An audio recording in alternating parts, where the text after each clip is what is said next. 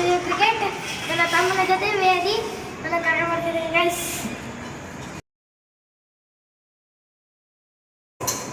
guys so toss ಹತ್ತಕ್ಕೆ ಬಂದಿದ್ದಾರೆ ವೇದಿಕೆ ರಾಜ್ ಕಾವೇರಿ ಟಾಸ್ ಹತ್ತಿದ್ದಾರೆ